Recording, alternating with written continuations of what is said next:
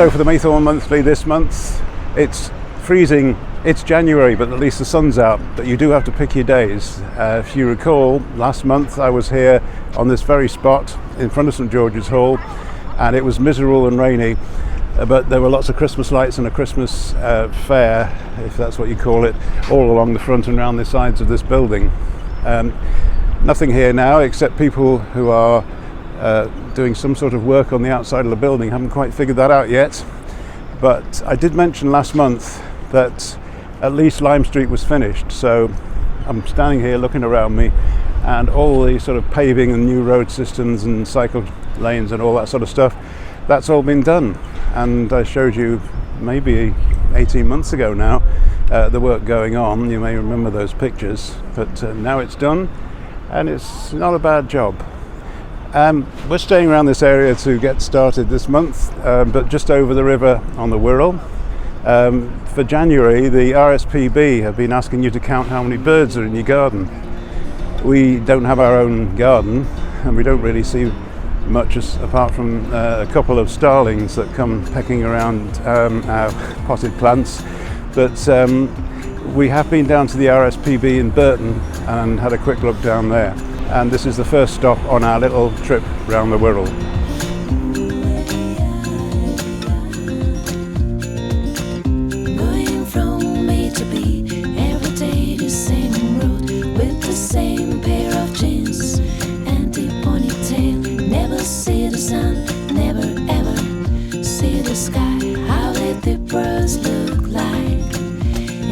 Winter now, under the pressure of life, under the pressure of life, under the pressure of life.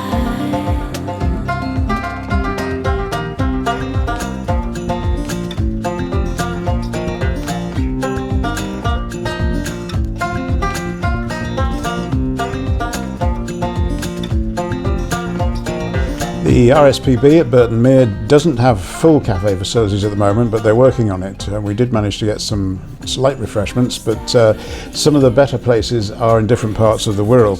The one I'm going to show you now is in Lower Heswall, but it's shut for the winter. Still think it's worth a look. We're calling it Yacht, even though the O in the middle looks like a Greek symbol, and it's quite a nice place near the shore. If you've never been down to Lower Heswall and you live nearby, well worth a look. Today, tomorrow will be like today. Tomorrow will be like today. Tomorrow will be like today. Tomorrow will be like today. Tomorrow, tomorrow, tomorrow, tomorrow will be like today.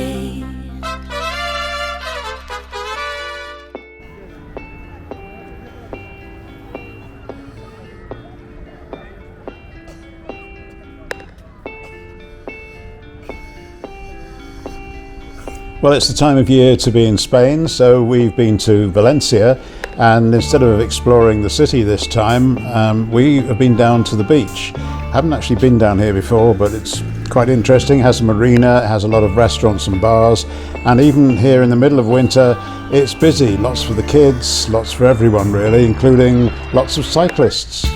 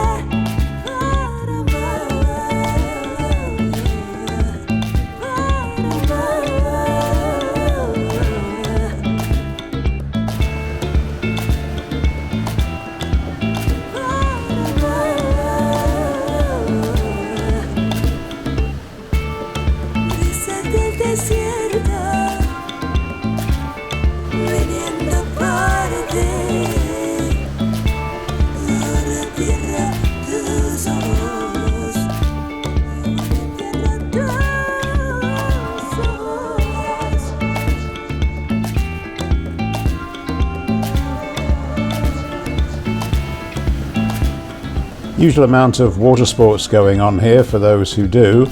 I'm a spectator for this sort of thing, as you probably know. And here on the pier, you can not only just sit there and watch everyone else doing their bit, but you can dine here, and dine in style, it would seem. Well, we weren't dining at this point, we were just looking for a coffee, so we kind of looked over the other side of the pier, water one side, marina the other, and we spied a cafe down at the boat level, so we headed down there for our coffee and cake.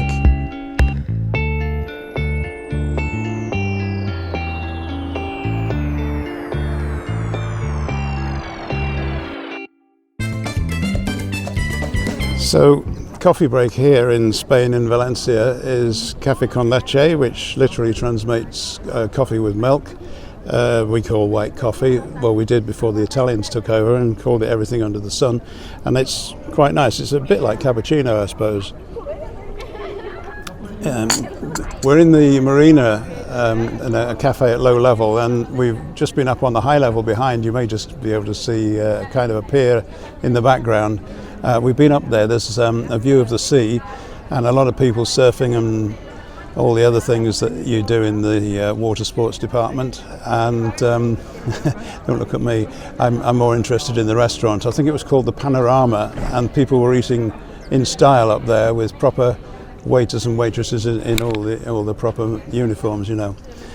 Anyway, coffee break in Valencia, but a breakfast break down under in Australia. Okay. Well, we're taking a coffee break in Mandurah in Western Australia. Place is called Todd's, and as you can see, it's right by the water. There's lots of water around here. There's also coffee coming for me, and the girls have got their drinks already. I'm the only one drinking coffee today then, so okay, let's get on with that. And we've also ordered some breakfast, so it's a bit more than a coffee break today. The food will be coming shortly. Might even let you have a look at it. Yeah. Oh, was he? Yeah. I just stayed in.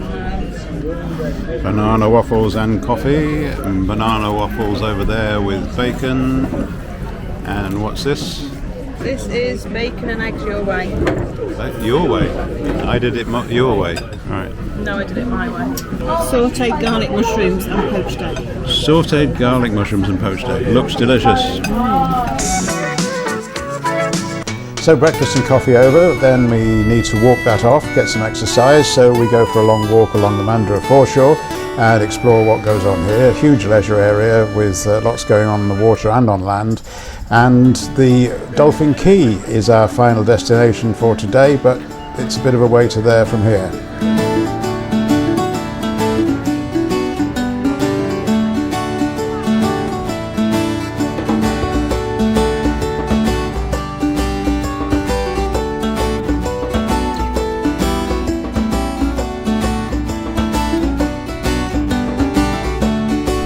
This is a place on the foreshore at Mandurah where everybody poses. Are we all posing? No. Okay. So here we are. This is the souvenir of Mandurah with Colette and Becky.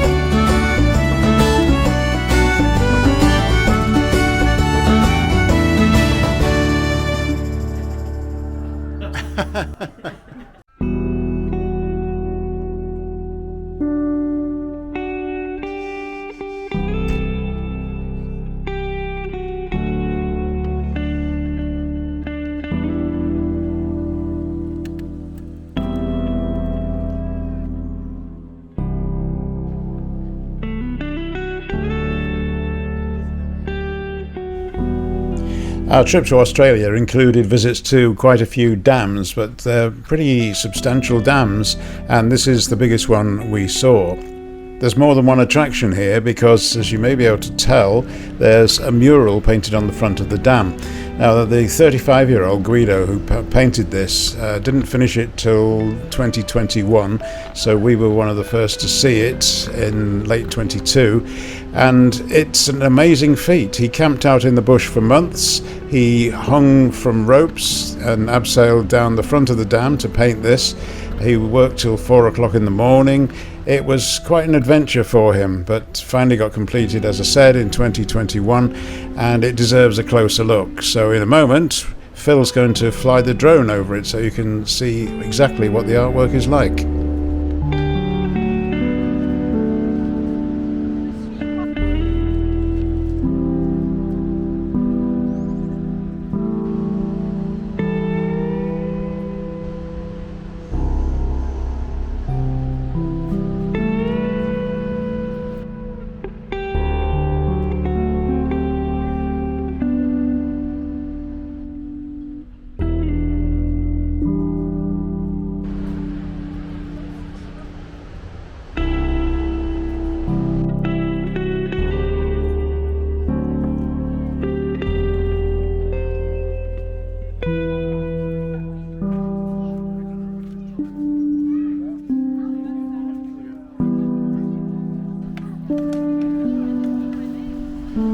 Like other dams we visited, this one is in a forest with lots of parking, big open spaces and refreshment facilities, and of course public toilets, something that you're never short of in Australia.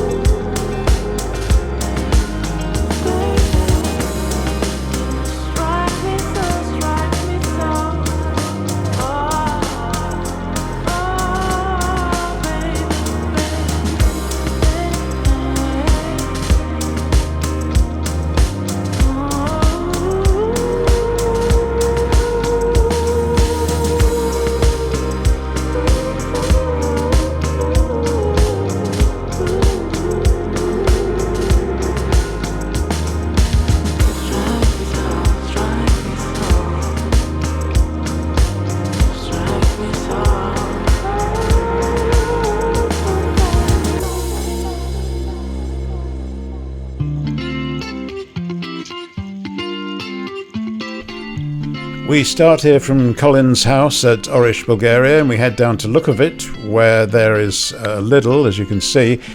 And that's right opposite a service area where we can get our refreshments, a few things for our road trip back to Sofia airport.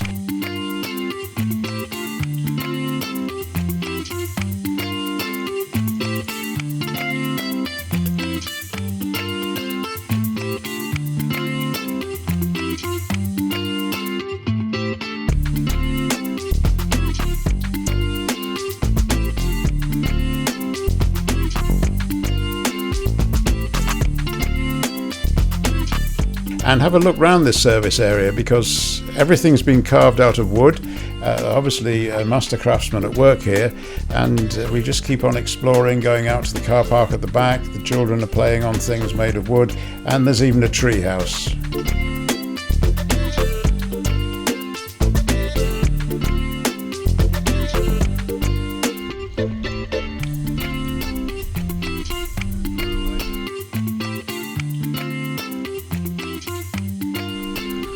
Now, Colin's in Bulgaria at the moment, and he flew out to Varna, and we make a choice depending on who's got the best or cheapest flights.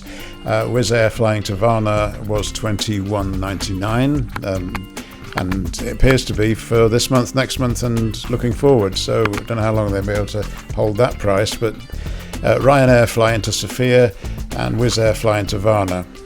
I like the road from Varna best, but this is the road into Sofia. It goes through several tunnels on the way. The road is a very fast road, so it is useful.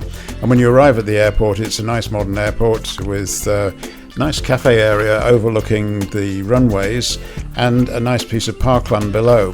It's also very convenient for transport, because attached to the terminal is the metro station, take you into the city, and you'll see lots of people travelling in and out of here.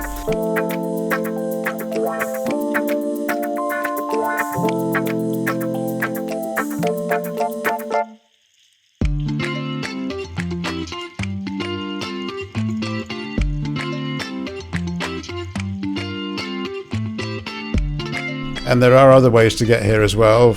We had a hire car on this trip, but there's also a bus service. And I had to stop and look at the bus that arrived at the airport, because I'd never seen anything like it before. It was very quiet, so it was obviously electric. And yet I hadn't seen this strange contraption on the top before. It wasn't a trolley bus, because there's no overhead wires. So what was it? I didn't actually find out on the day I was there, but I looked into it when I got home, and I found out all about supercapacitors. There are charging points all around the city, and the strange thing on the roof actually raises to get its power supply. It sits there for a few minutes. A supercapacitor charges a lot quicker than a battery, I believe. And in a very short time, the bus is fueled up, to coin a phrase, and it's ready to go on its next journey.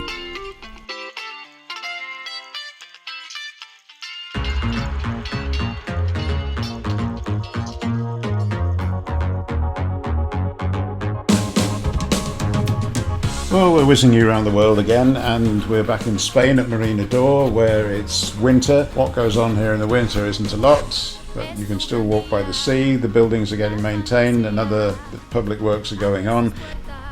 The new supermarket Aldi at this roundabout is still open right through the winter, competing with Mercadona and attracting people on their bikes and cars and foot and horses, of course.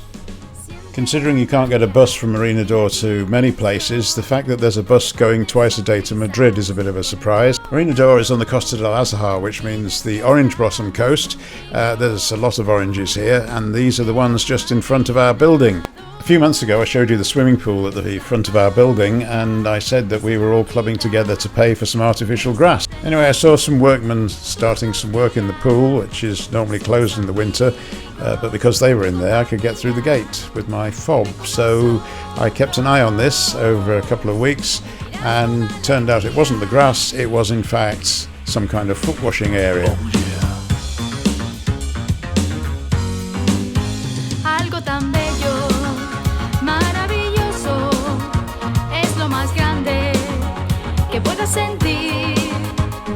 Heading up in one of the 8 lifts in our building onto the 7th floor where our storeroom is, and there are open verandas at the back, so here's a quick look out and you can see such exciting things as the lorry park and the Rubik's Cube, the substation, and the football pitch. But the hills look nice, and I'm not the only one looking out on them today.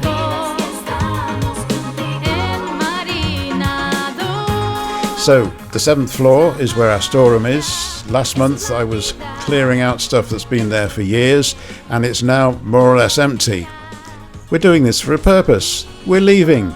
But not quite yet, because I wandered out into the garden area between the two buildings that make up our place, and I noticed there was something going on down by the pool. There was a van parked out in the street, advertising the fact that they were putting this artificial grass down at last. Workmen were coming in every day, and you can see some of the progress which I captured from above. And as we get towards the end of the week, we can see bags that are dumped down on the grass, and they are spreading this stuff, whatever it is, all over. If I was an expert on artificial grass, I'd probably know exactly what it was. Looks like bags of flour to me.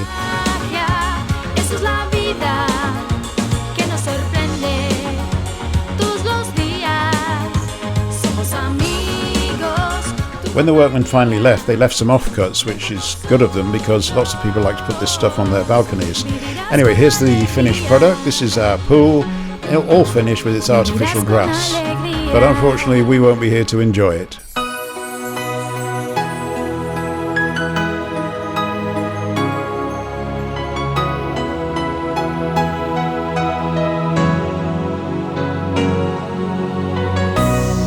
We've spent exactly 16 years in this apartment, and we've had some great times here, and you've seen a lot of them. But now we're defrosting the fridge freezer, clearing out all our stuff, and having a final look round at the kitchen, where we made our coffee here, and our toast here, and we cooked our dinners here. And we've got 2 bedrooms, one of which I in recent years have used as a studio for editing my videos and stuff, and you can still see the holes in the wall where the monitor was mounted that I used to view from. Our main bedroom's been cleared. We'd left them some quilts. We've actually given a lot of our stuff to one of the agents across the road because they're obviously letting apartments and they'll find a use for it. I was always quite proud of putting this unit in the bathroom because I'm not really a handyman type person, but I fitted this new sink, having built it from a kit, and I plumbed it in, put the sink in, I put the mirror in, wired a light above the mirror, did the electrics for that, and to this day that's my probably biggest achievement in the flat in the whole 16 years. Just before we leave, a final look round from our balcony, the views we've had all these years, from the view across back to the hills, to the recently acquired lorry park with all its noise and dust and running engines from early in the morning, to our view down the street with all the commercial units that are on the ground floor, including a cafe and a bar, and you can see how close the sea is, so all we had to do is go down in the lift and walk down to the sea, and there's a whole day's adventure ahead of us. So we head off and catch the train, and although the trains go past our apartment, it's still an hour's walk into the station.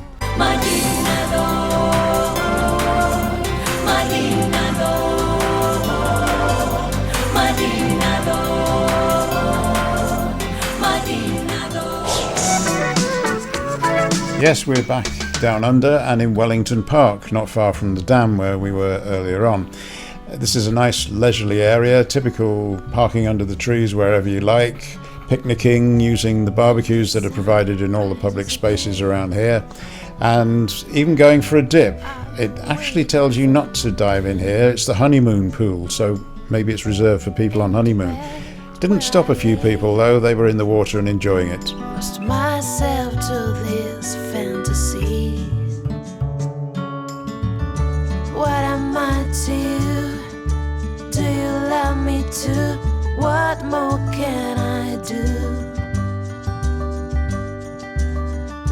What am I to you? Do you love me too? What more can I do? I let you know my love was true. What more can I do? What am I to you? Do you love me too? What more can I do? I let you know my love was true.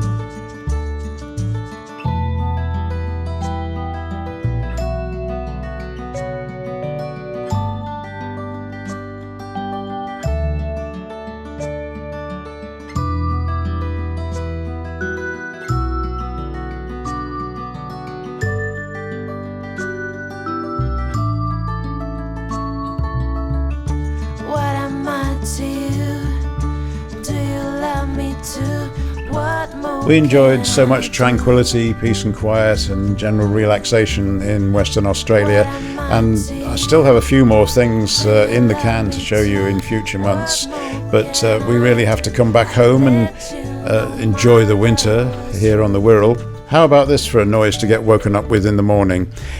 We live opposite a hospital and we're used to sirens. In fact, I think our brains have tuned them out. We don't really notice the ambulances anymore. But between 8 a.m. and 8 p.m. on days when the nurses are on strike, they're out there picketing with signs that say, honk if you support us. Well, you don't have to encourage the motorists too much. And we have an all-day, 12-hour blast on the horns. It's non-stop, it's continuous. And let's be honest, we needed to go out and get away from it.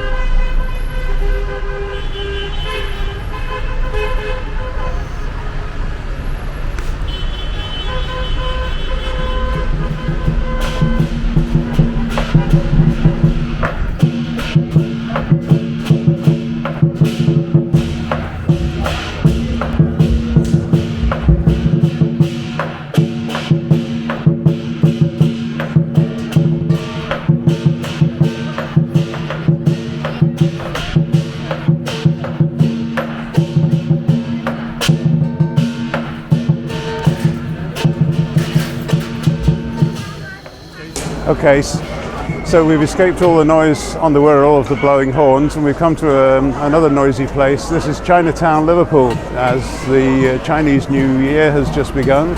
And actually they've said this year that a lot of the Chinese people have gone home for the first time in 3 years, because it's the first time they've been allowed back to China. So probably a lot of them are not here, but certainly plenty of other people, including us English lot, having a look around Chinatown today. We came over on the bus and probably go back on one of the new trains.